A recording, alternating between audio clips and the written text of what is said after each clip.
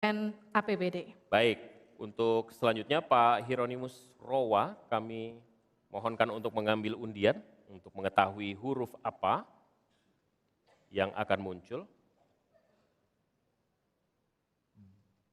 B, ya. Baik, terima kasih.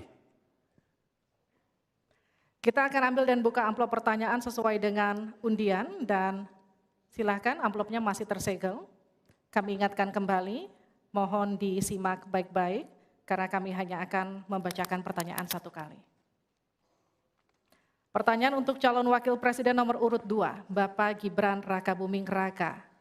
Untuk subtema keuangan, pajak, pengelolaan APBN dan APBD. Hanya sepertiga APBN yang dapat digunakan untuk membiayai pembangunan. Padahal janji kerja program paslon memerlukan biaya tinggi. Pertanyaannya, mana yang menjadi pilihan prioritas anggaran? Pembangunan infrastruktur fisik atau pembangunan kualitas SDM dan ekonomi rakyat? Waktu Bapak untuk menjawab 2 menit, kita mulai ketika Bapak mulai berbicara. Baik, terima kasih. Tidak semuanya harus menggunakan APBN. Contoh IKN, banyak yang gagal paham. Tidak 100% pembangunan IKN itu menggunakan APBN. Yang digunakan hanya 20%. Sisanya adalah investasi dari swasta dan investasi dari luar negeri. Ini yang banyak yang gagal paham.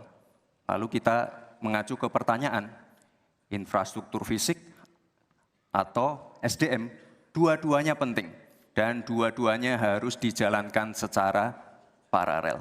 Karena sekali lagi, untuk menuju Indonesia emas dibutuhkan generasi emas. Kita butuh future talents yang menguasai future skills. Untuk itu, di tingkat SMK misalnya, kita perlu alat-alat yang ada di SMK itu bisa memenuhi kebutuhan zaman, kebutuhan industri. Sehingga ketika anak SMK lulus, mereka benar-benar bisa siap kerja, siap menerima tantangan kerja.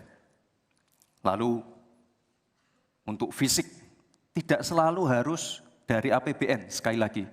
Bisa kolaborasi, misalnya dengan swasta, dengan CSR.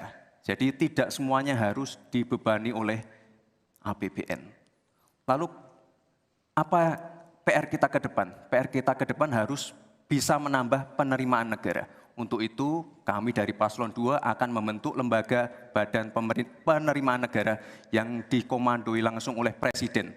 Sehingga nanti ketika berkoordinasi dengan kementerian-kementerian, ini bisa lebih luas. Dan sekali lagi kita ingin menaikkan rasio pajak, sehingga penerimaan negara nanti bisa kita gunakan untuk pendidikan, untuk kesehatan, dan lain-lain. Terima kasih. Mohon tenang, masih ada waktu. Terima kasih. Saatnya menanggapi Pak Mahfud, waktu Anda 1 menit dimulai dari Anda menyampaikannya.